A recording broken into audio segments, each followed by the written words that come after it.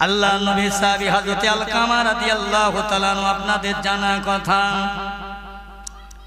হযরত সাহাবী মরণের বিছানায় শুলভ মরণের ঘনঘনানে চেপে যায় আল্লাহর নবী সাহাবীরা চেষ্টা করছে আলকামাকে কলমা পড়াবার জন্য বারবার যার পান্নায় চেষ্টা করছে কলেমা মুখে আসেন আল্লাহর নবী বললেন এই সাহাবীরা আমার আলকামার কি আম্মা জান বেঁচে আছে জি হ্যাঁ ওর মায়ের কাছে বলো যে তোমার ছেলে কলেমা পড়ে মওত হচ্ছে না মাফ করে দিতে দোয়া করতে বলো দাও খবর দিলেন আম্মা জান আপনার বেটা আলকামারে মওত হচ্ছে না কষ্ট হচ্ছে যদি ভুলভাল করে থাকে সন্তান হিসাবে মাফ করে দেন আলকামার আম্মা জান বলছেন না আমি মাফ করব না মাফ করবে না বলছেন না ও আল্লাহ রাসূলের সাহাবীরা আমার আলকামা আমার সঙ্গে যে ব্যবহার করেছে আমি ভাষায় আপনাদের বলতে পারবো না মাঝে মাঝে আমাকে লাথি মারতো ঝেঁটা মারতো আমার চুলটা ধরে বাড়ি থেকে রাস্তায় বাইর করে দিত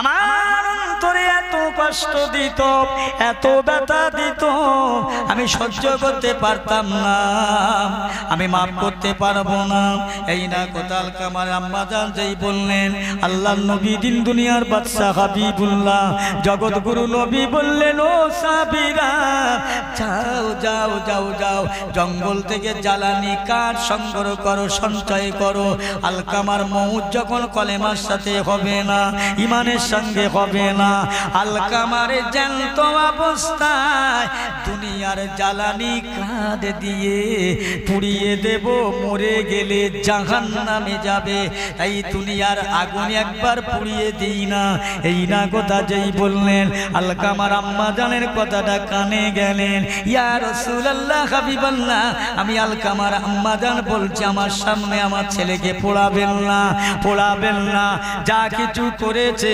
আমি আল্লাহর রাস্তায় মাফ করে দিলাম আল্লাহ যেন ঈমানের সঙ্গে মরণ দান করে জোরে বলেন না সুবহানাল্লাহ তবে না কলেমার সাথে মরণ হলো কলেমার সঙ্গে মওত হলো মৃত্যু হয়ে গেল বাবাজি খুব হুঁশিয়ার খুব সাবধান আম্মা জান আয়েশা সিদ্দিকা রাদিয়াল্লাহু তাআলা আনহা বললেন ইয়া রাসূলুল্লাহ হাবিবাল্লাহ সংক্ষেপ কথা কাল ময়দানে মহাশরে আল্লাহ পাক যেদিন একটা সূর্যের 12টার মুখ খুলে দেবেন আল্লাহ পাকের একদল বান্দা গালের জিভটা নাভিস্থল পর্যন্ত ঝুলে আসবে তামাম হাসরের ময়দানে একদল লোকের কান আর নাক দিয়ে মাথার মগজগুলো গলে গলে গলে গলে প্রবাহিত হবে ইয়া রাসূলুল্লাহ হাবিবাল্লাহ সেদিন আপনি আপনার উম্মতের কথায় চিন্তা ভাবনায় আমি আয়েশার কথা ভুলে যাবে আপনার আলী আওলাদের কথা ভুলে যাবে ও আয়েশা আমি দিব্যি ভুলে যাব আমার উম্মতের জন্য আপনাদের কথা আয়েশা কাল ময়দানে মিজানের পাল্লার ধারে দাঁড়িয়ে থাকবে ফুলসিরাতের ধারে দাঁড়িয়ে থাকবে জাহান্নামের দরজায় দাঁড়িয়ে থাকবে ময়দানে মাহশরে আমার উম্মতের নাজাতের জন্য আমি রাসূলুল্লাহ কজায় গায়ে থাকবো আয়েশা আল ময়দানে মাহশরে আল্লাহ পাক যখন মিজানের পাল্লা টাঙিয়ে দেবে আল্লাহ পাক যখন বান্দার নেকি বদি ওজন করবে আয়েশা আমি রাসূলুল্লাহ কি করব জানো আমি রাসূলুল্লাহ আমার উম্মতের নাজাতের জন্য আমি মিজানের পাল্লাটা জড়ি ধরে আমি হাবিবুল্লাহ টেনে ঝুলে পড়ব আমার শরীরের ওজনে ওয়েটে যদি আমার উম্মতের নেকির পাল্লা ভারী হয়ে যায় ও বিবি আয়েশা যদি আমার আল্লাহ না করায় আমি রাসূলুল্লাহ যেদিকে আমার উম্মতের নেকি থাকবে ওই পাল্লাটায় আমি রাসূলুল্লাহ হাত দিয়ে চেপে ধরবো আমার আল্লাহ পাক আমার দিকে তাকাবে আমি নবী আবার হাতটা তুলে নেব আল্লাহ আবার দিকে অন্যদিকে মুখ করবে আমি রাসূল আবার চাপা হাত দিয়ে চেপে রাখবো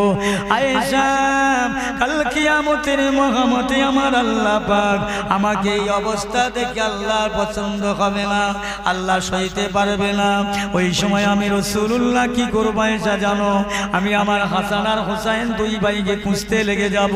খুঁজে খুঁজে খুঁজে খুঁজে খুঁজে খুঁজে খুঁজে খুঁজে এক হাতে হাসান অপর হাতে হোসেনকে নিয়ে আল্লাহ পাকের সেজদায় পড়ে যাব।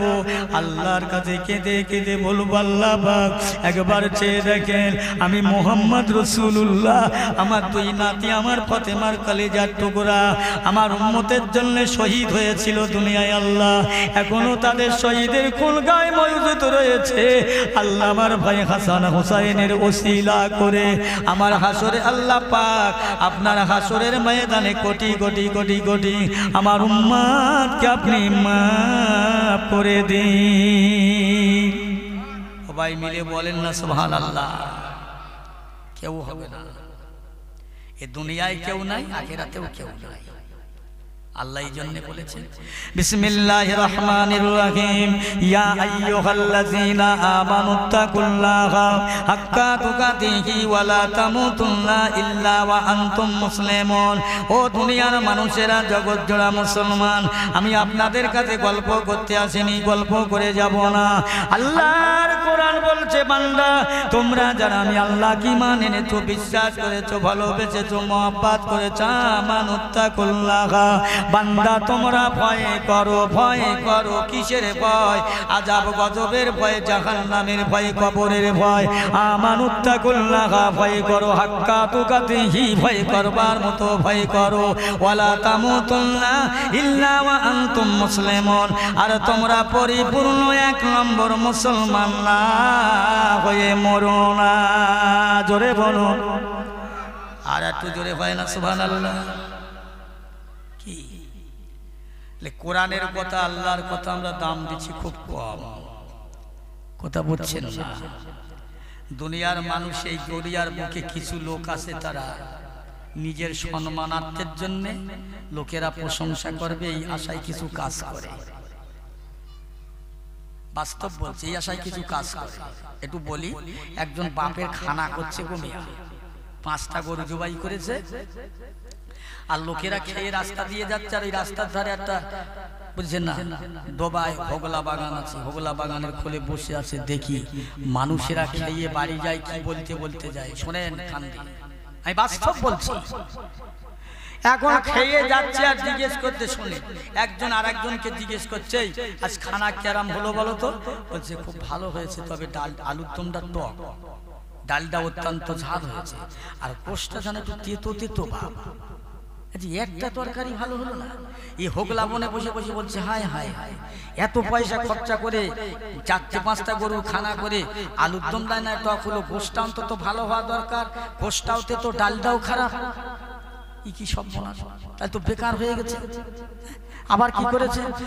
10টা গরু কিনে, 10টা আল্লাহ তো অভাব দেয়নি, 10টা গরু কিনে দেশের সব মানুষের গ্রাম বন্ধ, চুলো বন্ধ, একদম চুলো বন্ধ, কারোর চুলে আছে দিন রান্না বন্ধ, লোক কুটুম আত্মীয় স্বজন 10টা গরুর খানা লোক খাচ্ছে, আর খেয়ে দিয়ে যাবার সময় একটা করে পান দেয়, পানের পরিবর্তে বড় ছোট ধনী গরিব সবার হাতে 5টা করে টাকা দিচ্ছে, 5টা করে। আবার সেই হোগলা বাগানে বসে আছে, দেখি আজ কি খবর হয়। ও বাড়িওয়ালা বসে আছে, তো রসুল্লাহ ডাকছে, খেয়ে দিয়ে লোক যাচ্ছে আর বলছে, বলো তো আজকে কেমন হলো? বলে মাশাআল্লাহ, আজকে ভালো হয়েছে, তবে ভালো হয়েছে, আর একটু ভালো হতো, তবে লোকটার কোনো বিবেক জ্ঞান আছে ভাই? বলছে কেন বলদিন?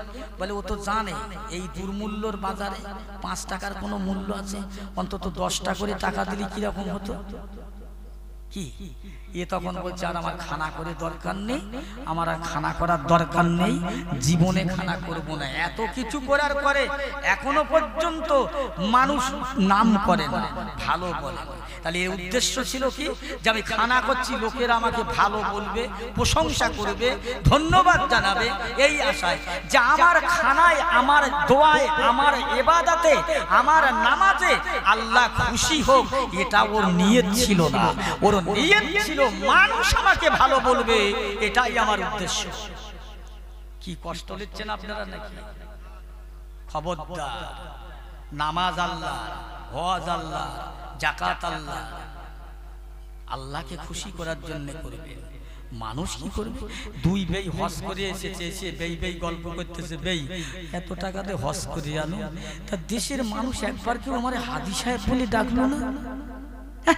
এ তখন বলছে, দেখ তোর দেশের মানুষ তো দূরের কথা, আমার নিজের বউ আমারে হাদি বলে না, তাহলে কি অবস্থা বলে?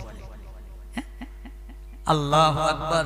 আল্লাহ মাফ করেন ভাই, খবরদার খবরদার, অনুরোধ করে বলে যাচ্ছি, কাজ যা করবেন খালেস নিয়তে অন্তরে নিয়ত রাখবেন যে আল্লাহ আমি যা করছি, আল্লাহ যেন আমার কাজে, আমার কর্মে, আমার দোয়ায়, আমার মোনাজাতে, আমার কোরআনে খতমে, আমার জলসায়, আমার মাহফিলে আল্লাহ যেন খুশি হয়ে যায়। জোরে বলুন না সুবহানাল্লাহ।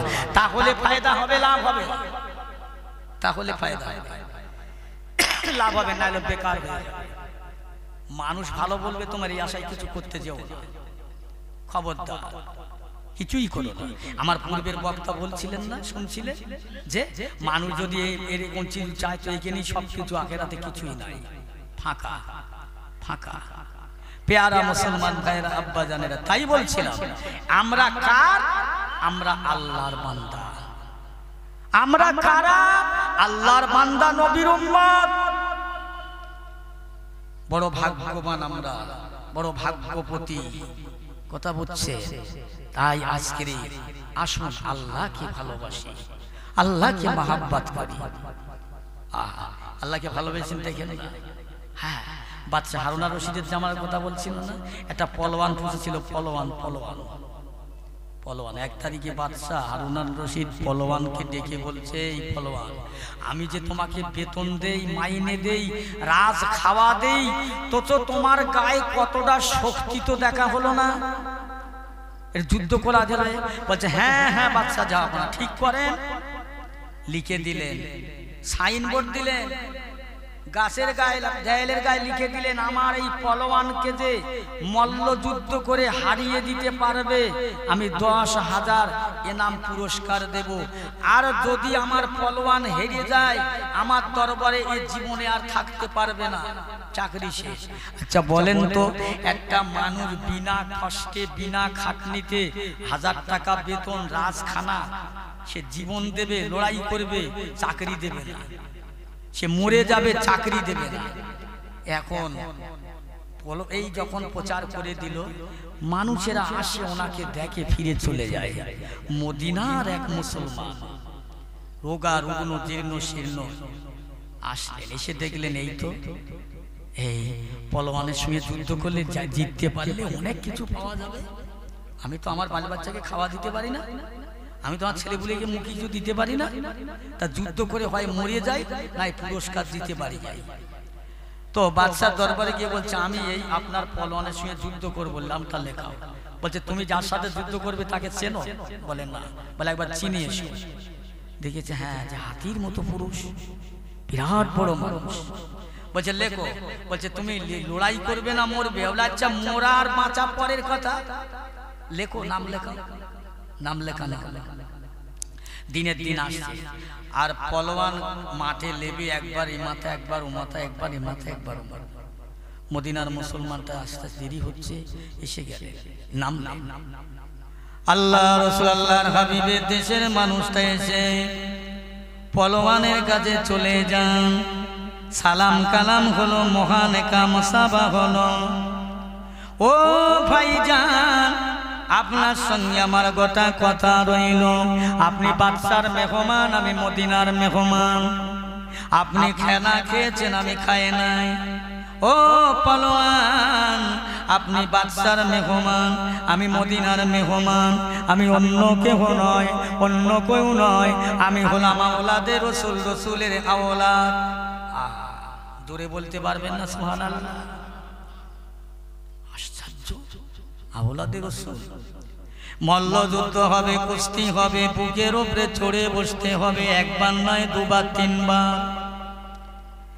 ওই বাদশা পলোয়ান বললে, হায় হায়, এই মানুষটা আমার কানে শোনানো, এ দুনিয়ার অন্য কোনো মানুষ নয়, অন্য কারো বংশধর নয়, মদিনার মানুষ, মদিনার মেহমান, আওলাদে রসুল, রসুলের আওলাদ। আজকে আমি বাদশাহ হারুন আল রশিদের পলোয়ান। আজকে যদি আমি ইচ্ছা করে হেরে যাই বুঝতে পারবে আমার তো জেতার কোনো কথাই নাই। আমি যে কথাটা কানে শুনলাম আমি পলোয়ান, হেরেই যাব, হেরেই যাব, জীবনে যা হবার হয়ে গেছে আর পারবো না।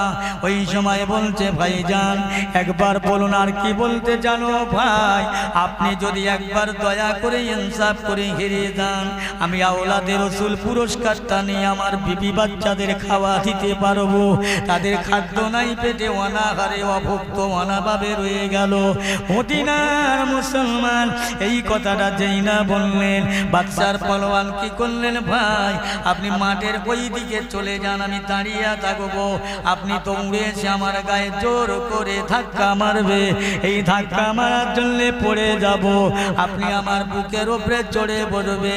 আমার পেয়ারা ভাইরা একবার যখন ধাক্কা মারলেন পড়ে গেলেন, সমস্ত মানুষেরা চিন্তা করে খায় খায় এই বাদশাহ হারুন আল রশিদের পলোয়ান হেরে গেল। আবার হয় না, একবার হবে না, আবার লাগাও, আবার লাগাইলেন, দুবার হয়ে গেল, তিনবার লাগালো, তিনবার জিতে গেলেন। মদিনার মুসলমানটা পুরস্কার নিয়ে ঘরে ফিরে যান। বাদশার পলোয়ান বাবাজি চলছেন ঘরের মধ্যে বাড়িতে, লোকেরা বলছো পলোয়ান আজকে তুমি ইচ্ছা করে বাদশার দরবারের চাকরিটা শেষ করলে, রাজখানাটা শেষ করলে। পলোয়ান বলছে আমি বাদশার খানা চাই না, রাজখানা চাই না, আর খেয়েছি অনেক খেয়েছি আর খাবো না। এখন আমি পলোয়ান যেটা করলাম আমার আল্লাহ পাক আমার এতে খুশি রাজি হলো কি না জানা হলো না। ইনিকে পলোয়ান বাড়িতে গিয়ে মনটা খারাপ, চিন্তা করেন, ওযুটা করে নিয়ে সার নামাজটা পড়ে নিয়ে আল্লাহর বান্দা শুয়ে পড়লেন। ভালো করে এখনো ঘুমালেন না, অর্ধেক ঘুম আসলো, অর্ধেক জাগন্ত। আর আল্লাহ পাক দয়াময় দয়াময়, দয়া করে কি দেখাচ্ছেন দেখুন না। দেখতে পাওয়া গেল ওই মদিনা বাদশাহ হারুন আল রশিদের পলোয়ানের ঘরে একটা নূরের মতো চেহারা আলো চলে যায়। মাথার ধারে দাঁড়িয়ে গেলেন, দাঁড়িয়ে বলছো পলোয়ান নামটা তোমার জোনায়েদ, আজ থেকে তোমার নাম শুধু জোনায়েদ নয়, ও জোনায়েদ আজকে তুমি মদিনার আওলাদে রসুলের প্রতি দয়া করলে, ইনসাফ করলে, হেরে গেলে, পরাজয় হলে, রাস্তার উপরে চাকরি ছেড়ে দিলে।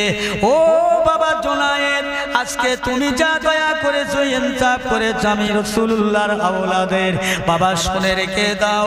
আমি মদিনার কামলিওয়ালা, মদিনায় থাকতে পারলাম না, আমি তোমার কাছে এসেছি বাবা।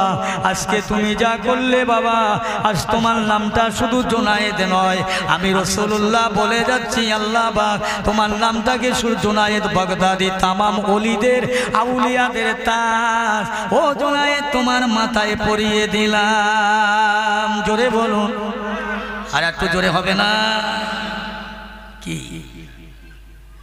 বাদশাহী দরবারে চাকরি চলে গেল, রাসূলুল্লাহর সঙ্গে দিদার হলো জোনায়েদ। আজকে তুমি ইনসাফ করার জন্য, দয়া করবার জন্য আমি রাসূলুল্লাহ তোমার কাছে বলে গেলাম, কাল কিয়ামতের ময়দানে মহামাতে ও জোনায়েদ তোমার আত্মীয় স্বজন আলী আওলাদ, তোমার যারা বংশধর, তোমার সঙ্গী যারা হবে, একসঙ্গে একসাথে আল্লাহ পাকের দয়ার জান্নাতে যাবার রাস্তা তৈরি হয়ে গেল। জোরে বলুন সুবহানাল্লাহ, দরুদ শরীফ আল্লাহুম্মা।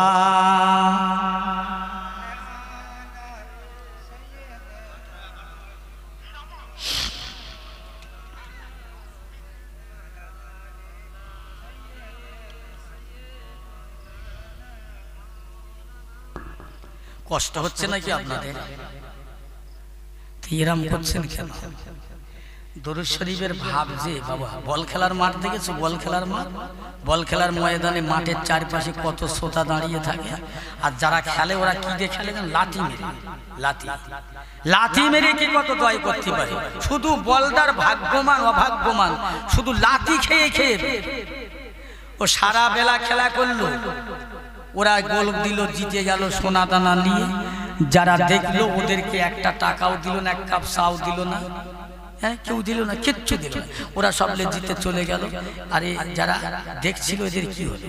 আমার কাছে বক্তব্য হচ্ছে, বাবু এটা বল খেলার মাঠ নয়, এটা বল খেলার ময়দান, এটা বেহেশতের বাগান। এখানে যারা আপনারা বসে আছেন বেহেশতের মধ্যে বসে আছেন। একবার সুবহানাল্লাহ বলবেন, আপনার জন্য বেহেশতি ফল 10টা আপনার নামে রেজিস্ট্রি হবে। জোরে বলেন না সুবহানাল্লাহ। মহব্বত করে ভালোবেসে দরুদ শরীফ পড়লে একবার 10টা নেকি হবে। খুব মহব্বতে আল্লাহুম্মা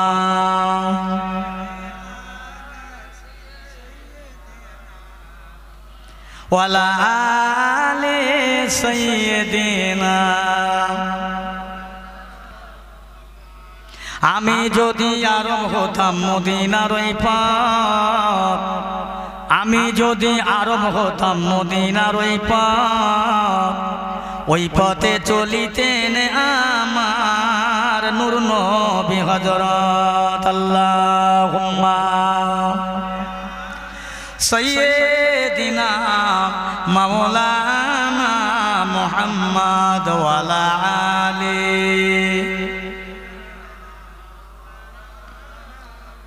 মদিনাতে কাঁদেন নবী মোদের পাপের লাগি, মোদের ব্যথায় কাতর হয়ে আছেন তিনি জাগি। মদিনার ওই ভিজায় মাটি নবীর চোখের জল, অতরা সাল্লি আলা মুহাম্মাদিন বল সকলে বল আল্লাহুম্মা। জোরে জোরে সাল্লি আলা মাওলানা মুহাম্মদ ওয়া আলা আলি। প্যারে হাজরিন আমার ভাইরা, ওয়াজ নসিহত মাশাআল্লাহ অনেক হচ্ছে, শুনছেন, শুনবেন, আল্লাহ শোনাবেন। আমার কথা হচ্ছে একটাই, যতদিন বাঁচবো শুনবো, আল্লাহ শোনাবে। শোনারও শেষ নেই, জানারও শেষ নেই, বুঝলেন? একটাই জিনিসের আমাদের অভাব, একটাই আমাদের অভাব, যেটা অভাব সেটা হলো আমাদের আমলের অভাব। জান, আমলের অভাব। আমল করে দুনিয়া থেকে কবরে যেতে হবে। আল্লাহ রসুল বললেন, আর দুনিয়া ও মাজেরাতুল আখিরা, দুনিয়াটা হলো আখিরাতের জমিন, বাড়ি, বাগান। বাবা, এখান থেকে কিছু করে নিয়ে যেতে হবে। এখান থেকে দুনিয়াটা আল্লাহ রসুল বলেছে, যারা লিখে, যারা কবি, যারা গবেষণা করে তারা বলছে দুনিয়াটা একটা চিড়িয়াখানা, কেউ বলেছে দুনিয়াটা একটা বল খেলার মাঠ, কেউ বলেছে দুনিয়াটা হলো পায়খানার একটা বাথরুম। যে যা বলেছে ঠিকই বলেছে। এই দুনিয়া আখিরাতের জন্য কিছু সঞ্চয় করার জায়গা। আমার মায়েরা, বোনেরা, বেটিরা, বাজানেরা, জওয়ান যুবক, মুরব্বীরা, প্রত্যেকের বলছি যে আমল করে কবরে যাবে। কি আমল করবে, কোন আমল করবে, এ কথা তো আপনাদের আর জানার বেশি বাকি নেই। আমল যারা করেছিলেন দুনিয়ায়, তাদের থেকে শিক্ষা নেন, সেদিকে চলুন, সেই পথের প্রতিক্ষণ। প্রত্যেক জুম্মার দিনে ইমাম সাহেব খুতবা দেয়, খুতবা পড়ে, বাংলা খুতবা মানে করে। প্রতিটা দিন শুনি, প্রতিটা সপ্তাহে শুনি, প্রতিটা ওয়াক্তে নামাজ পড়ি, সূরা ফাতিহা শরীফ তেলাওয়াত করি, অন্য সূরা পড়ি। ভাই, নামাজ পড়ে শান্তি, নামাজের মধ্যে যে মজা, রোজার মধ্যে যে মজা, ইসলামের মধ্যে যে মজা, আল্লাহ আল্লাহ রসুলের ভালোবাসার মধ্যে যে মজা, সেই মজা যদি পেতে চাও, মজা যদি নিতে চাও, তাহলে আপনার একটা জায়গায়, একটা রুটে, একটা প্ল্যাটফর্মে আপনাকে থাকতে হবে। সেটা কি? ইন্না দীনা ইনদাল্লাহিল ইসলাম। একটা রুট, ইসলামের মধ্যে আমাকে আপনাকে পাবন্দি থাকতে হবে, এর বাইরে চলে যাবে। বলুন তো, জঙ্গলে কত বাঘ আছে, জন্তু জানোয়ার আছে, জঙ্গলের বাঘ ওই লোকালয় আসে একটা মাঝে মধ্যে ধরা পড়ে যায়।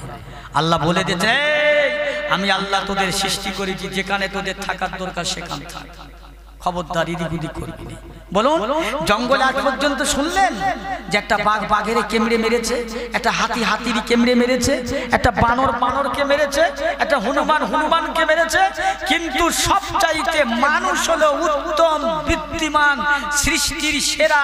এই মানুষ হয়ে মানুষের হত্যা করে, তার মানে কি এদের পশু জন্তুর চেয়ে এরা খারাপ হয়ে গেছে, মানবতা এদের শেষ হয়ে গেছে। একটা পশু তারা অবলা, তারা কামড়া কামড়ি করে মরলে মরতে পারে, কিন্তু না, মানুষ মানুষকে হত্যা করে, তার মানে কি আমাদের মনুষ্যত্বটা শেষ হয়ে গেছে। আল্লাহু আকবার। মাফ করেন, দিন খুব কঠিন সামনে বাবা, দিন খুব কঠিন। জামানা আখিরি জামানা, শেষে জামানা, ইমান কেনা বেচার জামানা চলছে। সেই জন্যে আল্লাহ রসুল বলেছে এমন একটা দিন হবে, এমন একটা সময় হবে, যেদিন যে সময়ের মানুষ হাতের আগুনের আংরা হাতে করে রাখা যত কষ্ট, তার চেয়েও কষ্ট ইমানলে বেঁচে থাকা। এই সেই জামানা, এই সেই জামানা। আল্লাহ রাসূল বললেন, মান তামাসসাকা বিসুন্নতি ইনদা ফাসাদা উম্মতি মিআতাহু কাতাবাল শাহীদ।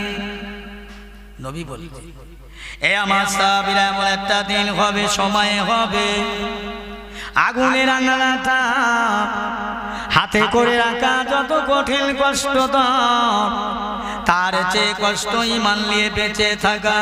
নবী বললেন, এ আমার সাহাবীরা, ওই জামানার মানুষেরা আমি রাসূলুল্লাহ আমার একটা সুন্নতের কথা শুনলো, আর শোনার পরে সেটাকে মানলো, মানবার পরে আমল করলো। আমল করার জন্য আল্লাহ পাক ওই বান্দার আমল নামায় একটা নয়, দুইটা নয়, 100 শহীদের সওয়াব আল্লাহ তার আমল নামায় দান করবে। জোরে বলুন, একটু জোরে হয় না সুবহানাল্লাহ? নারায়ে তাকবীর, নারায়ে তাকবীর, নারায়ে তাকবীর। বাবা কি করব বলো, কিছু করার নাই। জলসা জলুস হচ্ছে এত পরিমাণে, শ্রোতার চাপ ওইরকম হচ্ছে, আমলের সংখ্যা কমে। কি হচ্ছে বলুন তো? এই বড় বড় যা মিলাদ হচ্ছে, কি হচ্ছে? এক জায়গায় ওয়াজ করতে গিয়েছি ভাই, তা একজন আমাকে বলছে, বলে হুজুর আমাদের জন্য দোয়া করবেন, আমাদের এই জলসায় না হুজুর 1,20,000 টাকা খরচ আছে। তাহলে 1,20,000 টাকা খরচটা কি করেছে? বলছে হুজুর সে আপনি না দেখলে বুঝতে পারবেন না, তামাম গ্রামটা সব আলোয় আলো। তা আমি বলছি শোনো, তোমরা 1,20,000 টাকা জলসায় খরচ করো, আরো 1 লাখ টাকা 2,40,000 করো, আমার দুঃখ নেই, আপত্তি নেই, কিন্তু একটা কথার জবাব দাও তো বাবা, তোমরা ছেলেরা কতজন কমিটি? বলছে হুজুর 80 জন। তা 80 জনের কজন নামাজ পড়ো? সত্যি কথা বলবে। তো বলছে হুজুর সত্যি কথা বলবো কি মিথ্যে কথা আপনার কি বলবো, এই 80 জনের মধ্যে জন 5 নামাজ পড়ে। এই শুনছেন? আচ্ছা আপনাদের কাছে আমি আর একটা কথা জিজ্ঞাসা করি, ভাই বিয়ের আগে বউভাত হয়? হয় না? এই এখনকার দিকে ছেলেরা বলছে আমরা বিয়ে করবো পরে বউভাত করবো আগে। তার মানে কি? মিলাদ দেওয়া সুন্নত, মিলাদ দেওয়া সুন্নত, নফল দিলে সওয়াব, না দিলে গুনাহ নেই, কিন্তু ফরজটা তো আদায় করতে হবে। তো এর নাম হচ্ছে বিয়ের আগে বউভাত। এরা ফরজ আদায় করবে না, সুন্নত ধরে টানাটানি করবে, শুদ্ধ মিলাদ। এই আমি মিলাদের বিরোধী না, মিলাদ দেন কোনো কোনো বাতের মাসে 3টে 4টে করে, না তো আমরা মাসপো মরে যাবো, আমাদের কি হবে? মিলাদ দেন, কিন্তু কথা হচ্ছে আমার ওই বিয়ের আগে যেমন বউভাত হয় না, এই মিলাদটা দেওয়ার আগে ফরজ নামাজটা বাদ দেওয়া যায় না। নামাজ পড়বেন প্রত্যেকে, নামাজি হয়ে যায়। ইমাম সাহেব বলছে বাবা নামাজ পড়, মসজিদ করে যেটা এত সুন্দর পাথর দিয়ে চকচকে ওদের নামাজ পড়। বলছে হুজুর নামাজ পড়ে কি পাবো? বলছে নামাজ পড়ে কি পাবো মানে আল্লাহর হুকুম, আল্লাহর ফরজ হুকুম আদায় কর, নামাজ পড়। বলছে হুজুর বলেন না নামাজ পড়লে কি পাওয়া যাবে? তো ইমাম সাহেব বলছে বাবা নামাজ পড়লে আল্লাহ বরকত দেবে, রুজি দান করবে, ঈমান আমলকে আল্লাহ তেজি করবে, শক্তিশালী করবে। তা নামাজ পড়ে 1 বছর পরে এবার হুজুরকে ধরেছে, হুজুর আপনি যে বললেন নামাজ পড়ে কিছু হবে, অমুক হবে তমুক হবে, কই কিচ্ছু তো হলো না, 1টা বছর তো নামাজ পড়েছি। তো ইমাম সাহেব বলছে নামাজটা কি আমার? আল্লাহর হুকুম করেছো। তা তখন এরা বলছে হুজুর আমরা বুঝতে পারিনি আপনার কথা, আপনি খুব ধোঁকাবাজ। তবে এটা জেনে রেখো, ধোকা তুমি আমাদের যেমন দিছো, আমরাও তোমার ধোকা কম দেইনি। আপনি যে আমাদের নামাজ পড়তে বলেছেন, আপনার কথা মতো নামাজ পড়েছি একটা বছর, কিন্তু এক ওয়াক্ত নামাজ পড়েছি ওযু করে পড়িনি। এই কথা শুনছেন? ইমাম সাহেবের লস। ফাঁকি দিচ্ছি তোমার, বোঝানো যাবে না ভাই। ছাত্র মাস্টার ছাত্রের কাছে হেরে যাচ্ছে। ভালো করে শোনো, মাস্টার সাহেব ছাত্রদের বলছে, এই ছেলেরা দাঁতে ব্রাশ করবি, দাঁত মাজবি, পরিষ্কার করবি। বলছে হুজুর দাঁত মাজলে কি হবে? বলে দাঁতের মাড়ি শক্ত হবে, দাঁতের গোড়া মজবুত থাকবে, শক্ত জিনিস চিবিয়ে খাওয়া যাবে।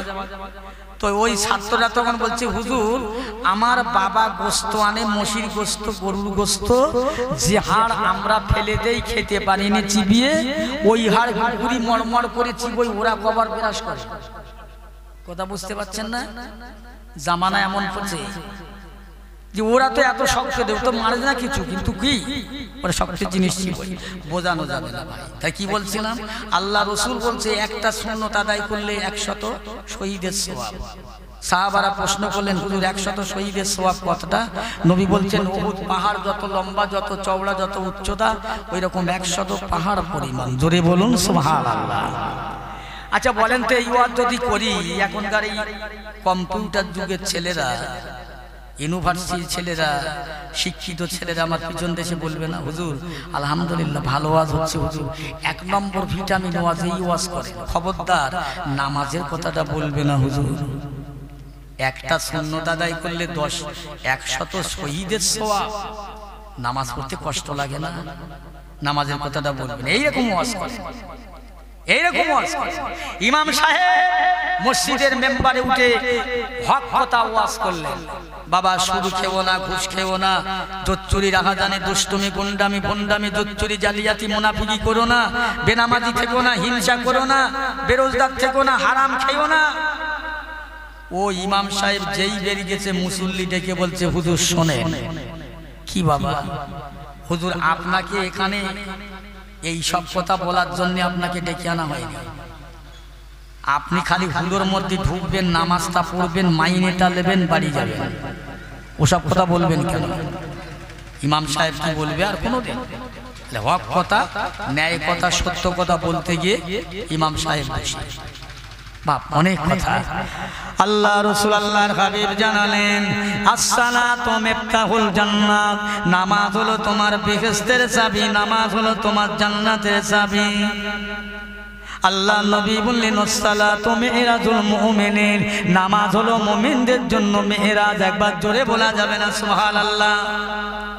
নামাজ পড়ে ও ভাই জানেরা, ও আমার দোস্তের আল্লাহ ওয়ালা গণেরা, আমার অনুরোধ রইল আপনাদের কাছে, আমার বক্তব্য রইল, আমি আপনাদের কাছে একটা কথাই বলে যাই, গল্প করতে আসে নাই, আল্লাহর হস্তে বলে গেলাম। 5 ওয়াক্ত নামাজি হয়ে যান। যাদের উপরে নামাজ ফরজ হয়েছে 12 বছর বয়স থেকে, এমন লোক আছে 30 বছর, 25 বছর, 20 বছর, 30 বছর, 25 বছর, 40 বছরের লোক আছে নামাজের ধার ধারে না। আল্লাহর নবী বলে এক ওয়াক্ত নামাজ কাজা হলে বিনা কারণে, বিনা কারণে, বিনা কারণে, এক ওয়াক্ত নামাজ কাজা করলে 80 হোক বা জাহান্নাম, 80 হোক বা জাহান্নামের, 1 হোক বা হবে 2,88,000 বছর। পেয়ারা মুসলমান ভাই জানেরা, একবার খেয়াল করে দেখলেন, 1 ওয়াক্ত নামাজ যদি কাজা হয়ে যায়, 80 হোক বা জাহান্নাম, 80 হোক বা 1 হোক বা হবে 2,88,000 বছর। রে মুসলমান, একবার চিন্তা করে দেখলাম, দুনিয়ার রঙে, দুনিয়ার রং তামাশায়, দুনিয়ার রঙে দুনিয়ার রঙিন হয়ে যেও না, দুনিয়ার কালারে কালারিং হয়ে যেও না। যাদের ঘরে বিবি আছে, ছেলে আছে, মেয়ে আছে, ও আমার ভাইরা দোস্তেরা, দুনিয়াদারি করো, আল্লাহওয়ালা হয়ে যাও, আল্লাহর মুখী হয়ে যাও, মসজিদের কাতার দখল করে যাও। জেনে রাখবে দুনিয়ার জমিনে আমার আপনার কেউ নাই, আখিরাতেও কেউ নাই। আল্লাহ, আল্লাহ রসুল ছাড়া ও দুনিয়ার মানুষেরা, দুনিয়ার টাকা পয়সা, অর্থ সম্পদ, বিল্ডিং, বালাখানা, সম্পদ, দুনিয়ার নেতা, রাজা, বাদশাহ, সবাইকে একদিন চলে যেতে হবে, কেউ থাকবো না। আল্লাহ পাক বললেন কুল্লুন নাফসিন জায়গাতুল মাউত, মউতের ডাকে প্রত্যেকের সাড়া দিতে হবে, মৌতের পরে একটা জায়গা আছে, যে জায়গাটার নাম হলো কবর রে বাবা। ওই কবরটা কি একবার জানা হয়ে যায়। আমার মেজি হুজুর কেবলা বলতো, বাবা দুনিয়ার বুকে সব দেখা হলো, জমি জায়গা ছেলে মেয়ে বিবি বাচ্চা বন্ধু বান্ধব দেখা হলো, দুনিয়ার সব দেখা হলো, যার একটা জিনিস দেখতে বাদ আছে, ওই জিনিসটা দেখা হলে তার জীবনে সব খেলা শেষ হয়ে যাবে। নবী ওমর হুজুর বলল, বাবা দুনিয়ার বুক থেকে যে মানুষটা মরণের পরে কবর ঘরে পৌঁছে গেছে, ওই কবরটা যে বড় কঠিন জায়গা, কবরটা যে বড় শক্ত জায়গা। আমার নবী বললেন, ওই কবর হবে মুসলমান জাতি মানুষের জন্য, আল্লাহওয়ালাদের জন্য ওই কবর হবে জান্নাতের টুকরা, পাপীদের জন্য হবে কবরটা জাহান্নামের গাড্ডা। আমি তাই আপনাদের কাছে বলে গেলাম, ও ভাইরা বাবাজিরা, কবরটা আবার আপনার সুন্দর হবার জন্য। আজ দুনিয়ায় কাঁদো, দুনিয়াটা কাঁদার জায়গা, হাসার জায়গা নয়। দুনিয়ায় কেঁদে নাও, রাতে কাঁদো, দিনে কাঁদো, সর্বদাই কাঁদো। ও মুসলমান ইমানদার, দুনিয়ার রঙে রঙিন হয়ে, দুনিয়ার কালারে কালারিং হয়ে যেও না। ইসলামের মধ্যে সম্পূর্ণ ঢুকে পড়ো। ইমান ইসলামটাকে মজবুত রাখার জন্য আমার আপনার চলাফেরা, খাদ্যগুলো যেন শরিয়াত অনুযায়ী হয়, ইসলাম অনুযায়ী হয়, আল্লাহর নবীর নীতি আর আদর্শ মার্কা যেন হয়ে যায়। জোরে বলুন সুবহানাল্লাহ। সেই নবী দুজাহানের বাদশা হাবিবুল্লাহ দয়ার নবী বসে রয়েছে। জিবরাইল আলাইহিস সালাতু ওয়াস সালাম এক তারিখে আল্লাহর নবীকে সালাম দিয়ে বলছেন, আসসালামু আলাইকা ইয়া রাসূলুল্লাহ হাবিবাল্লাহ। ওয়া আলাইকুম আসসালাম জিবরিল। হুজুর আপনার কাছে আমার একটা কথা জানতে ইচ্ছে হয়। বলো জিবরাইল, কি কথা? হুজুর আমি জিবরাইলের বয়স কথা আপনি বলতে পারবেন? আমি জিবরাইলের বয়স কথা আপনি বলতে পারবেন? আল্লাহ রাসূল বললেন, তুমি বলো তোমার বয়স। হুজুর আমার বয়সের সেই সংখ্যা না বলতে পারলে তবে কিছুটা জানি। ইয়া রাসূলুল্লাহ হাবিবাল্লাহ, আল্লাহ পাকের আসমানে একটা তারা উদিত ভেসে উঠত। ওই তারাটা এত নূর, এত জ্যোতি, ওই তারাটা আমি যে একবার দেখতাম ৭০,০০০ বছর আমি দেখতাম। আবার যখন আমার চোখের আড়াল হতো, নজরের আড়াল হতো, আমি ৭০,০০০ বছর দেখতে পেতাম না। এইভাবে দেখতে দেখতে দেখতে দেখতে আমি জিবরিল আমার জীবনে ওই তারাটা আমি ৭২,০০০ বার দেখেছিলাম। জোরে বলবেন না? আল্লাহ রাসূল বলছে, এই জিবরাইল আর দেখতে পাচ্ছে? জি না, আর দেখা যায় না। আচ্ছা বলো তো, এই তারাটার সঙ্গে কি দেখতো জিবরাইল? ইয়া রাসূলুল্লাহ হাবিবাল্লাহ, ওই তারাটার মাথায় একটা টুপি দেখতাম, আর দুই কানে দুটো দুল, আর গলায় একটা মতির মালা, এই দেখতাম। আল্লাহ রাসূল বলছে, ওই তারাটাকে আর দেখতে পাচ্ছ? জি না। আল্লাহ রাসূল আল্লাহর হাবিব বলে, জিবরাইল ওই তারাটাকে তারা দেখেছেন, ওই তারাটা অন্য কোনো তারা নয়, ওই তারাটা ছিল আমি নবী মুহাম্মদ রাসূলুল্লাহ সাল্লাল্লাহু আলাইহি ওয়াসাল্লাম। ওই তারার মাথায় যে টুপিটা দেখতে পেতেন, ওই টুপিটা ছিল আমার আলী রাদিয়াল্লাহু তাআলা আনহু। ও জিবরাইল, ওই টুপিটা আমার আলী, আমি রাসূলুল্লাহ ইলমের শহর, ইলমের শহর, আর আমার আলী ছিল ইলমের শহরের দরজা। একবার জোরে বলা যাবে না সুবহানাল্লাহ? জিবরাইল, এই জিবরাইল সাল্লাম, তুই কানে দুটো দুল দেখলে, দুটো দুল অন্য কোনো কিছুই নয়। আমার আম্মা জান ফাতেমাতুজ জাহরার দুইটা বেটা, হযরতে হোসেন, হযরতে হাসান। ও জিবরাইলের গলায় যে মতির মালা দেখতে পেতে, ওই মতির মালাটা অন্য কেহ নয়, আমার খাতুনে জান্নাত, জান্নাতের রানী, আহলিল জান্নাত, আমার ফাতেমাতুজ জাহরা। ও আল্লাহর ফেরেশতা জিবরাইল একদিকে 4 জনকে সাথে করে সঙ্গী করে নিয়ে আমার আখিরি জামানার গুনাহগার উম্মতানির জন্য আমি রাসূলুল্লাহ সেজদায় পড়ে কাঁদতাম, আল্লাহ আমার উম্মতানের উপায় কি হবে? একবার জোরে বলা যাবে না? তাহলে নবী তখনও দুনিয়া আসেন, কেঁদেছিলেন। কাদের জন্য? আমাদের জন্য, আমাদের জন্য।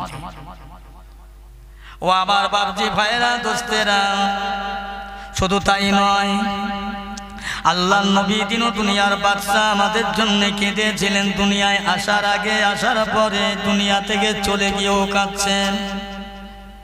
আর আমি আপনি সেই নবীকে চিনতে পারিনি, চিনতে পারলাম না। আল্লাহ নবী দিন দুনিয়ার বাদশার দরবারে সাহাবা হুজুররা বলেন, ইয়া রাসূলুল্লাহ, ইয়া হাবিবাল্লাহ,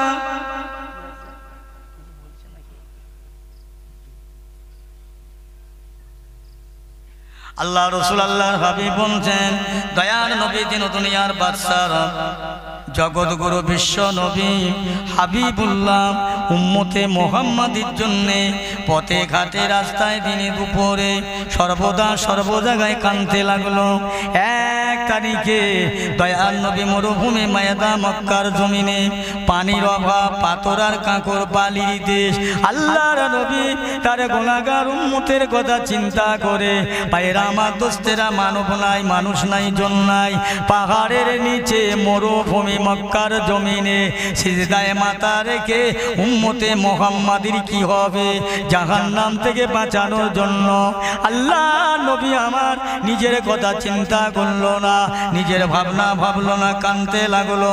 হঠাৎ আবু জেহেলের লোকেরা, বেঈমানের দলেরা আল্লাহ নবীর দেহ মোবারকি শরীরের উপরে উঠে পচা নোংরা নাড়ি ভুঁড়ি চাপা দিলেন, যাতে করে আমার রাসূলকে দুনিয়া থেকে শেষ করে দেবে, ইসলামকে মিটিয়ে দেবে, শরিয়াতকে মিটিয়ে দেবে। আল্লাহ বলে, হয় না, হতে পারে না।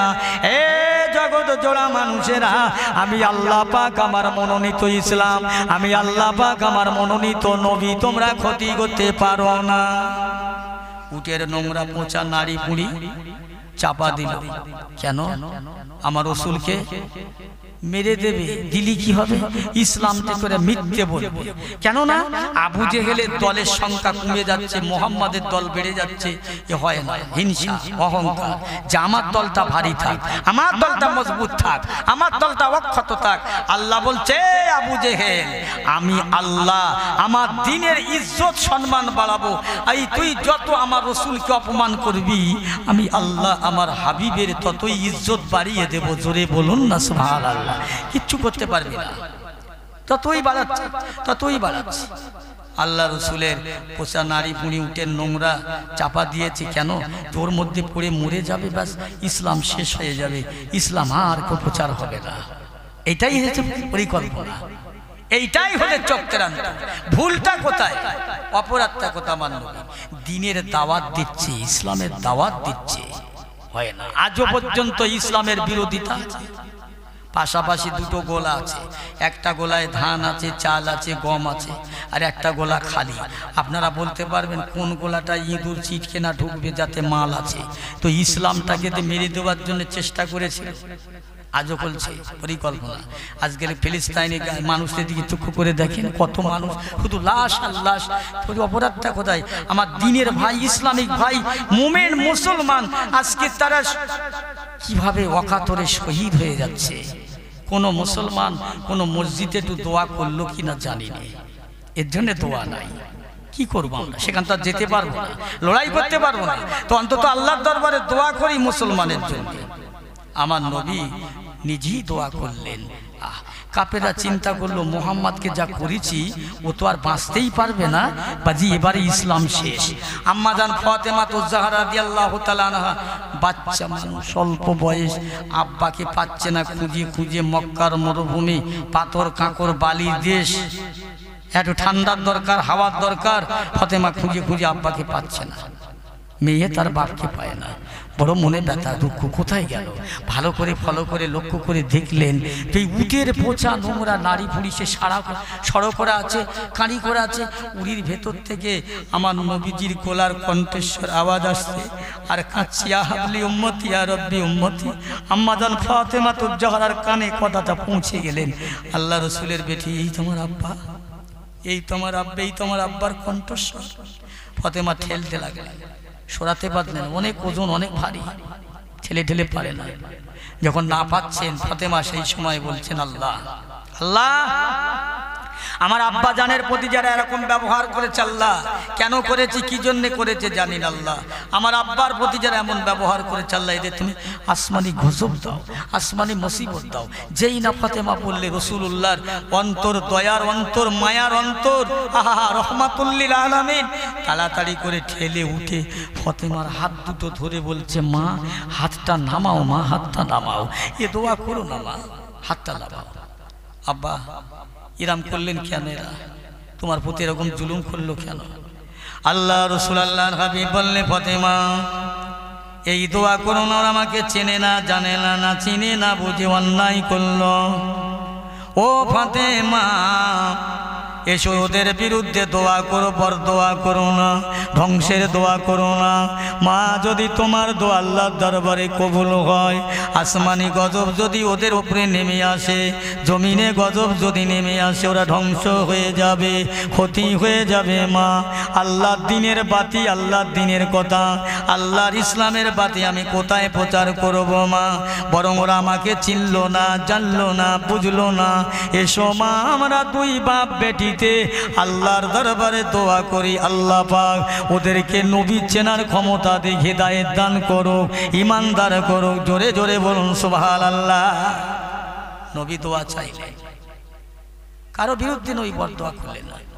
ও আমার পিয়ারা ভাইরা শুনিলেন ভালো করে ঠান্ডা মাথায়, ওই নবী দিল দুনিয়ার বাদশার আচার আর ব্যবহার এত সুন্দর। নবী আমার খুদরায় অনেক আলেমরা ওয়াজ করতে করতে বলে ফেলে নবী এসেছে মুসলমানের জন্য, কোরআন এসেছে মুসলমানের জন্য। ওরে নানা, নবী এসেছে গোটা জগতের জন্য, গোটা জাতির জন্য, গাছপালা বৃক্ষ তৃণলতার জন্য।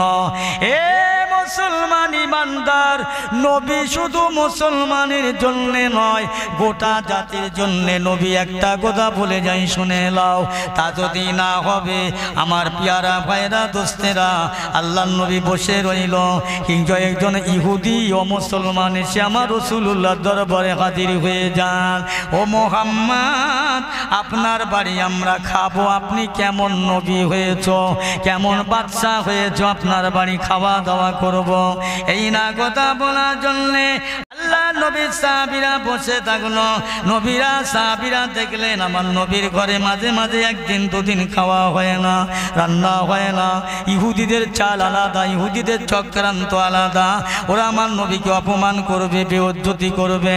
আমরা সাহাবী বেঁচে থাকতে নবী বেইজ্জতি হবে, সহ্য করতে পারবো না। আমার আল্লাহর নবী সাহাবীরা বললেন, শোনো এই আমার আল্লাহর নবীর সাহাবীরা, এক একজন একটা করে মেহমানকে নিয়ে নাও। সবাই একটা করে মেহমানকে নিলে একটা মেহমান বেশি হয়ে গেল, কিন্তু তারা মুসলমান নয়।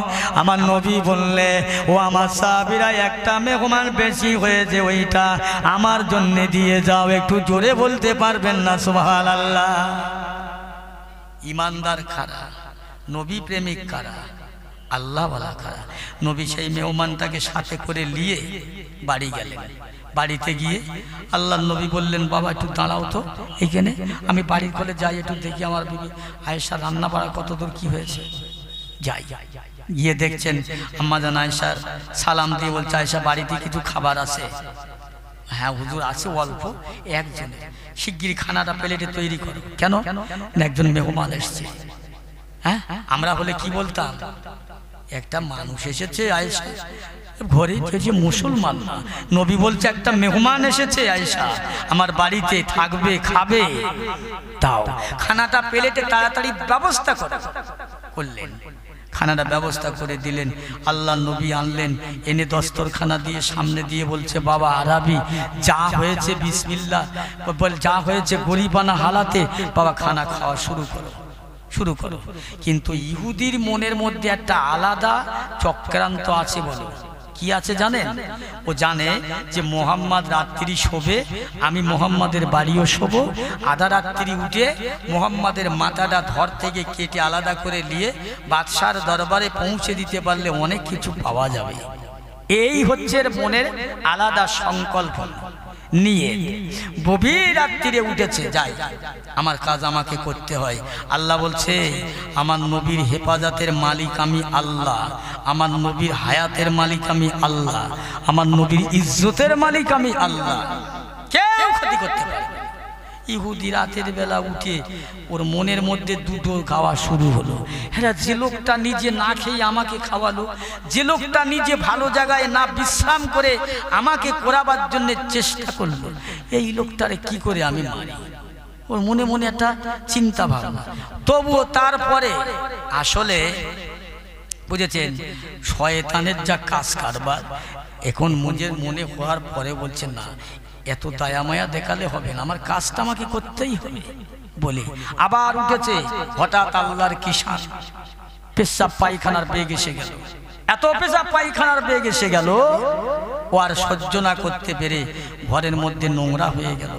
লজ্জায় শরমে ভয় ওই রাতারাতি পালিয়ে গেছে। সকাল হয়ে গেছে, আল্লাহ রসুল মসজিদে নববী শরীফে নামাজ পড়তে যাচ্ছে, দেখছে ঘরের দরজাটা খোলা। আল্লাহ রসুল ডাকছে ভাই আরবি ঘুমটা কেমন হলো, কিন্তু কেউ তো নেই, কে জবাব দেবে। সকাল হয়ে গেল, হুজুর ফজরের নামাজটা বললেন, সাহাবা হুজুরদের তালিম দিলেন, ইমানি শিক্ষা দিলেন। আল্লাহর নবী ঘরে আসলেন, এসে দেখছেন এই অবস্থায় হালাত।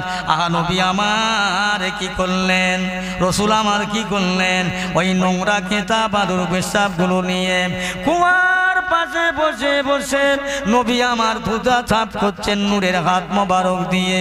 আল্লাহ নবী সাহাবীরা বলি ইয়া রাসূলুল্লাহ, ইয়া হাবিবাল্লাহ, আপনি কি করছেন ইয়া রাসূলুল্লাহ? আল্লাহ নবী বললেন, বাবা গতকাল রাতের বেলা আমার ঘরে একজন মেহমান এসেছিল, আমি তাকে খাওয়া দিয়েছিলাম, জায়গা দিয়েছিলাম, সে মনে হয় রাতের বেলা পেশাব পায়খানার বেগ এসে গিয়েছিল, বাইরে যেতে পারেনি, বাইরে যাবার অবসর হয় নাই, তাই পেশাব করে নোংরা করে লজ্জায় শরমে পালিয়ে গেছে। বাবারা আমি রাসূলুল্লাহ সেগুলো সাফ করছি, আবার কোন দিন কোন মেহমান আসবে আবার তাকে এরকম জায়গা দিতে হবে, একবার জোরে বলা যাবে না। এই শুনছেন তো কথা নাকি, শুনতে পাচ্ছেন? হ্যাঁ, কিন্তু মানুষটা তো ইহুদি। আল্লাহর নবী সাফ করছেন, সাহাবীরা বলে ইয়া রাসূলুল্লাহ, হাবিবাল্লাহ, ওটা আপনার কাজ না, ওটা আমাদের কাছে দেন। নবী আমার বলেন, সাহাবীরা রে, এই কাজটা যদি আমার জন্য না হয়, এত ছোট কাজ যদি আমার জন্য না হয়, না যদি করতে পারি আমার সাহাবীরা, এই সময় এই কাজটা যদি আমার দ্বারাই হয়, এই কঠিন সময় কঠিন দিনে এই কঠিন অবস্থায় আমার আল্লাহ পাকের দিনটা প্রচার করার সুবিধা হবে। আল্লাহ রসুলের সাহাবীরা এসে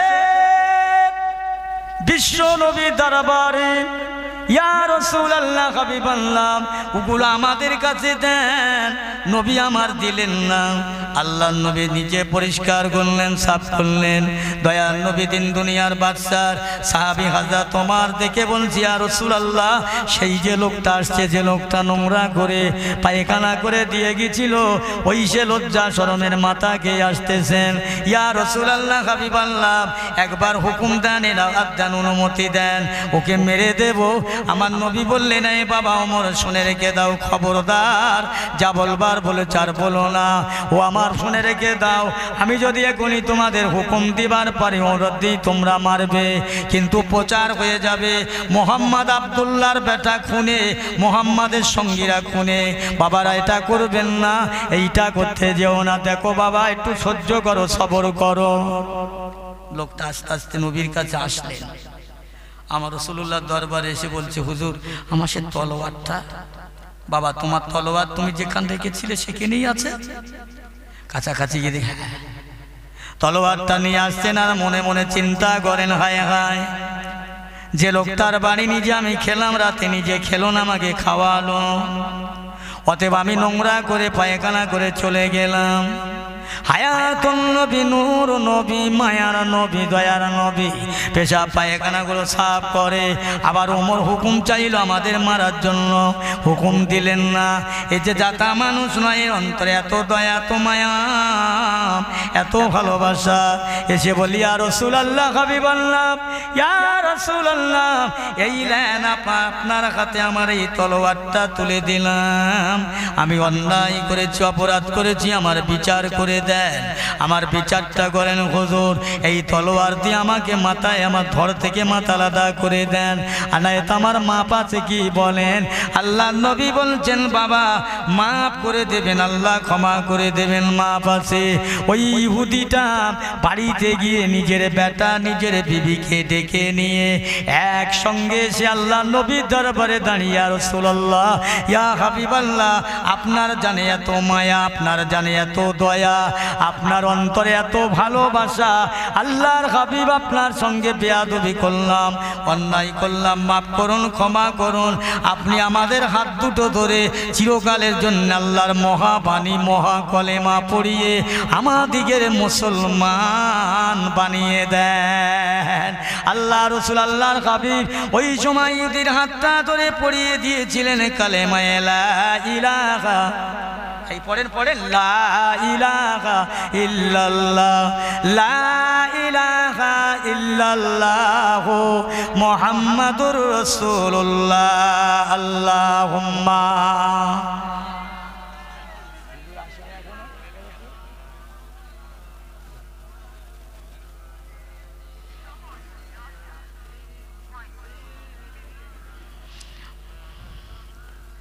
কলেমা লা ইলাহা ইল্লাল্লাহ,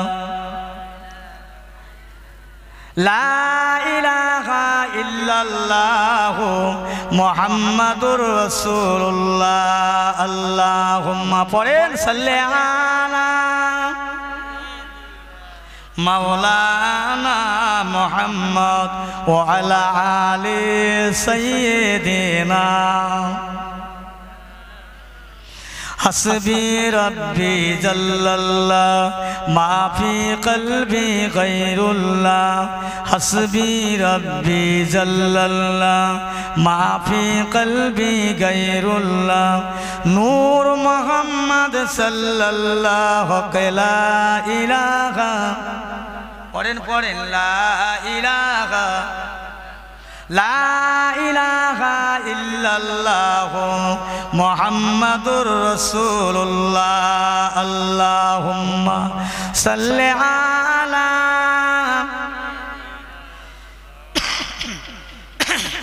ওয়া আলা আলি সাইয়্যিদিনা। লা মাকসুদা ইল্লাল্লাহ, লা মাওজুদা ইল্লাল্লাহ, লা মাকলুবা ইল্লাল্লাহ, লা মাবুবা ইল্লাল্লাহ, লা ইলাহা, লা ইলাহা ইল্লাল্লাহ, লা ইলাহা ইল্লাল্লাহ মুহাম্মাদুর রাসূলুল্লাহ। আল্লাহুম্মা সাল্লি আলা মাওলানা মুহাম্মদ ওয়া আলা আলি।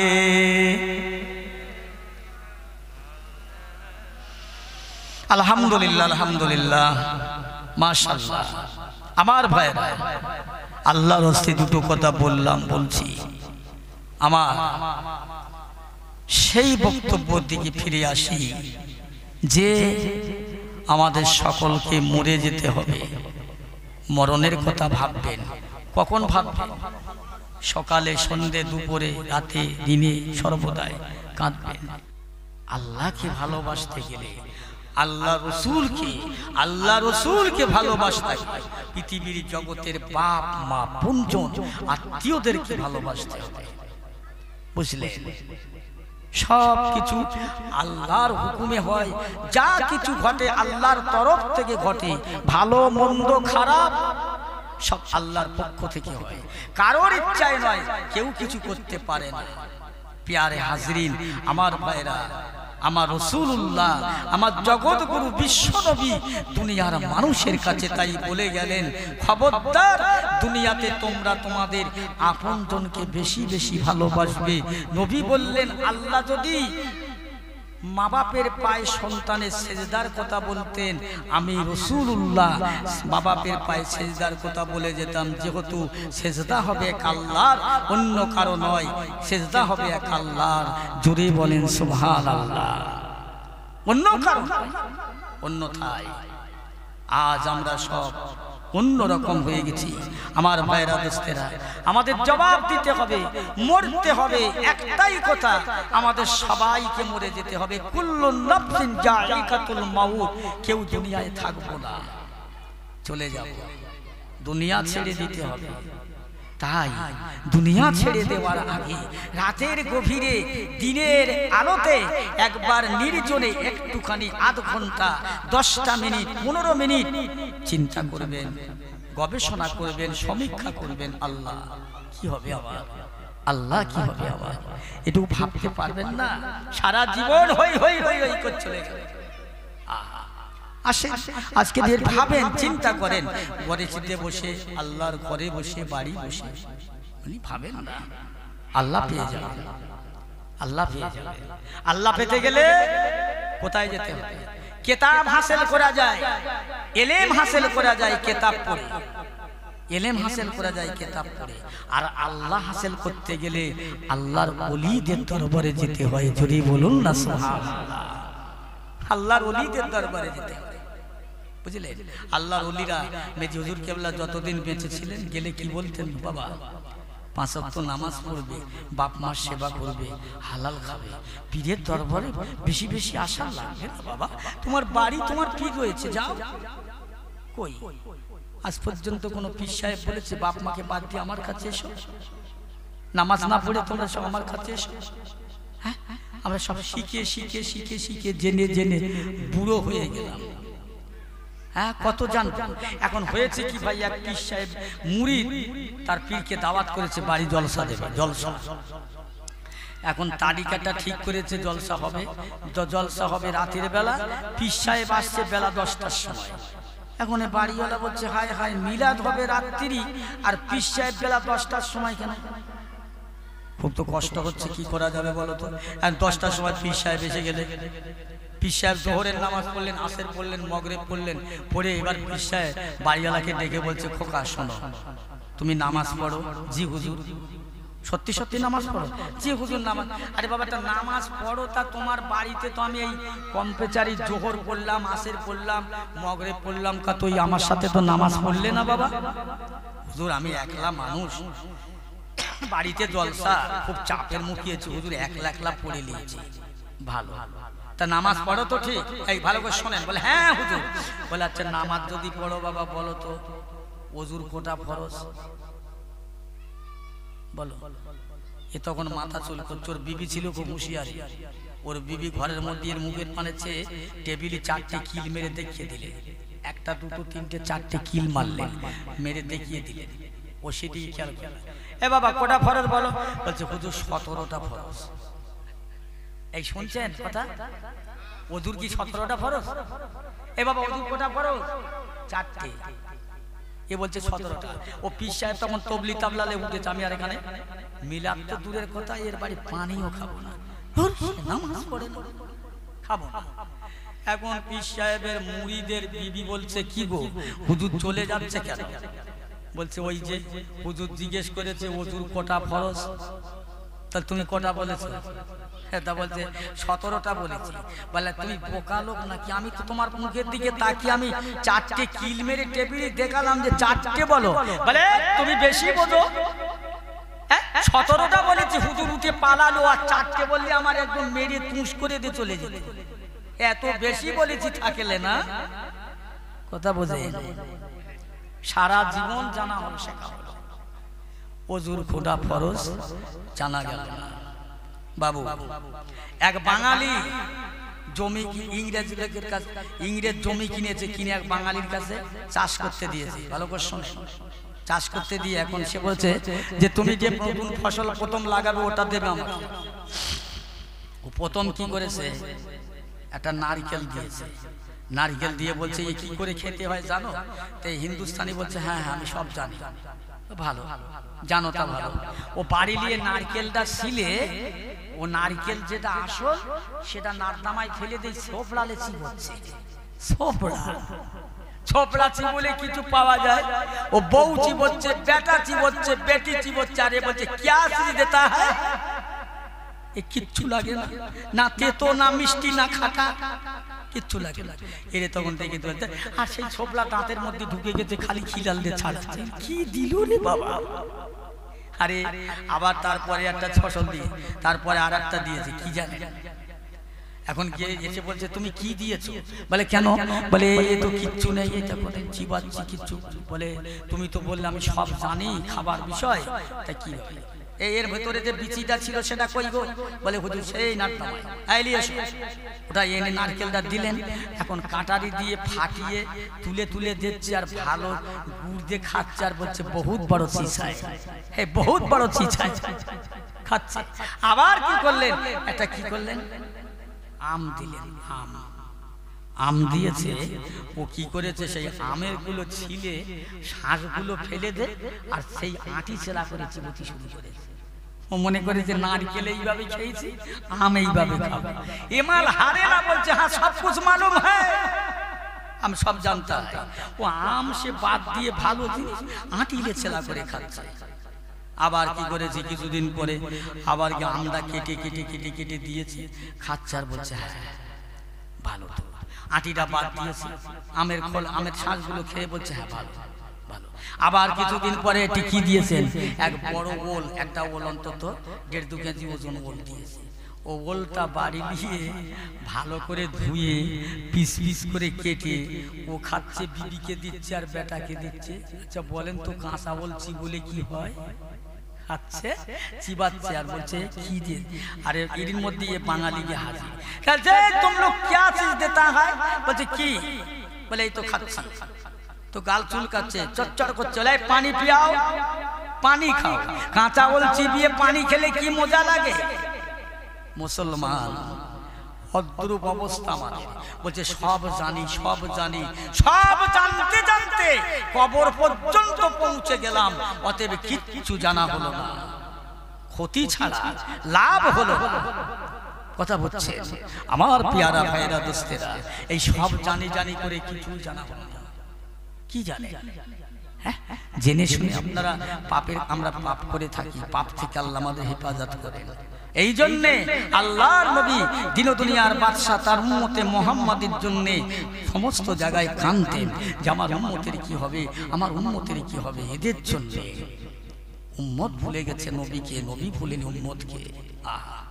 সংক্ষেপ সকলে দাঁড়ান, একটু সালাম প্রিয়া নবী।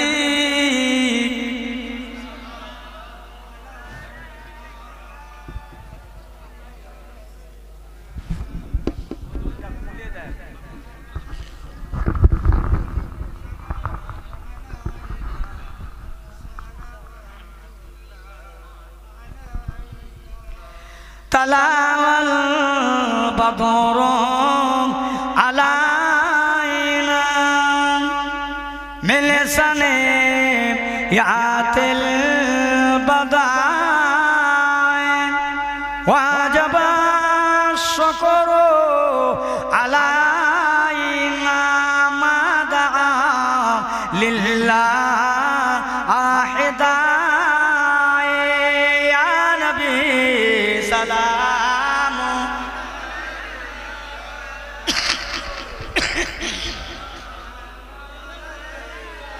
يا حبيبي سلام عليك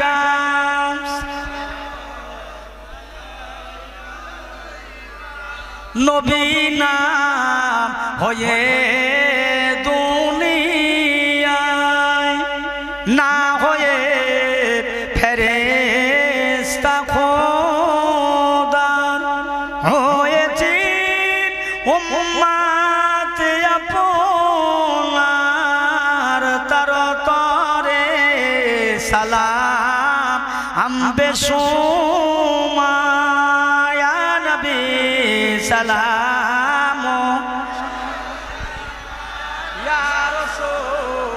সালামু আলাইকা ইয়া হাবিব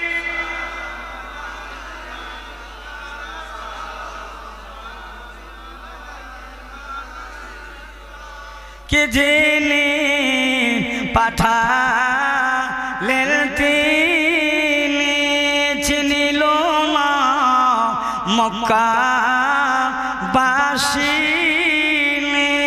চিনিল না তয়েবাসী চিনিল বনের হরিণী ইয়া নবী সালাম ইয়া রাসূল সালাম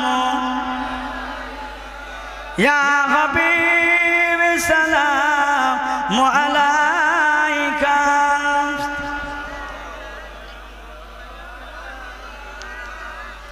আপস হয়ে দেখা হলো না মনে যে বড় বেদনা এসেছে ফিতনার জামানা কবে যাব সোনা আর মদিনা ইয়া নবী সালাম ইয়া রাসূল সালামুন আলাইকা ইয়া হাবিব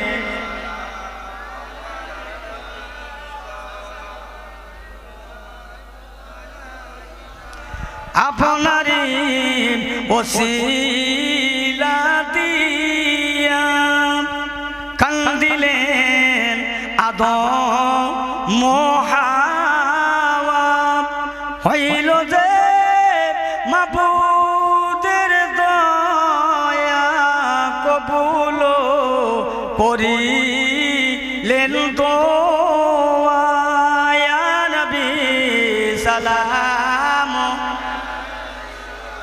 ইয়া রাসূল সালামুন আলাইকা ইয়া হাবিব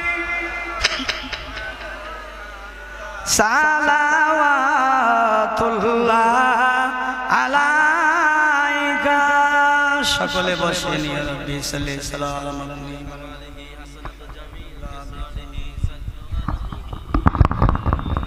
দরুদ শরীফ আল্লাহুম্মা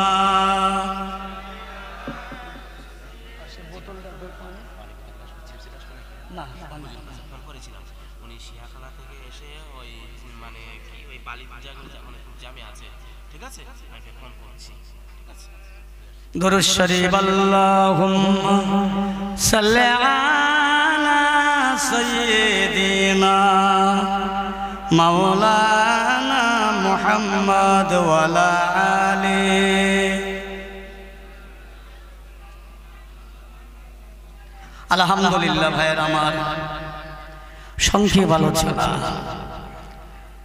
আপনারা ধৈর্য ধরে বসে আছেন পুরপুরা শরীফ থেকে হুজুর কেবলা আসবেন তার জবান থেকে আমরা সবাই কিছু শুনবো আশা আছে উদ্দেশ্য আছে তবে হুজুর আসবেন ইনশাআল্লাহ এতটুকু আশা আছে রাস্তাঘাটে গাড়ি ঘোড়ার জাম হতে পারে অসুবিধে ঠিক সময় তিনি আসবেন বুঝেছেন না ততক্ষণ পর্যন্ত আমি আপনাদের কাছে ইনশাআল্লাহ আল্লাহ যদি রাখে দুটো কথা বলেছি আল্লাহ চাই বলবো আমার প্রিয়রা ভাইরা আমার আলোচনার মধ্যে আপনারা খুশি হবেন সন্তুষ্ট হতে পারেন আমি জানি আর আমি আপনাদের খুশি করতে পারবো না আমি সেই কেউ নয় আমার ভাইরা আমার একটাই কথা আমাদের সবাইকে দুনিয়া ছেড়ে চলে যেতে হবে আজকের বাড়িওয়ালার আব্বা চলে গেছে আপনজন চলে গেছে আমাদের কত আপনজন চলে গেছে আমরাও চলে যাব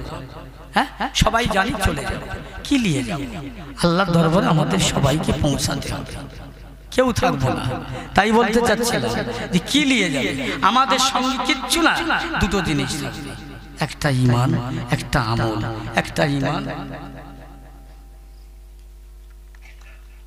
দরুদ শরীফ আল্লাহুম্মা সাল্লি আলা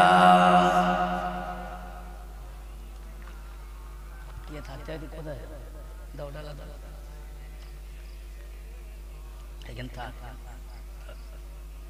আমার দোস্তেরা, আল্লাহ রসুল দিন দুনিয়ার বাদশাহ হাবিবে তাবিব, যাকে দুনিয়াকে না বানালে কায়নাত আল্লাহ কিছুই হতেন না, বুঝছেন? সমস্ত নবীদের ইমাম তিনি, নবীদিগের ইমাম, নবীদিগের সরদার, যাকে না দূর করলে আদম আলাইহিস সালামকে আল্লাহ বানাতেন না, জান্নাত জাহান্নাম বানাতেন না।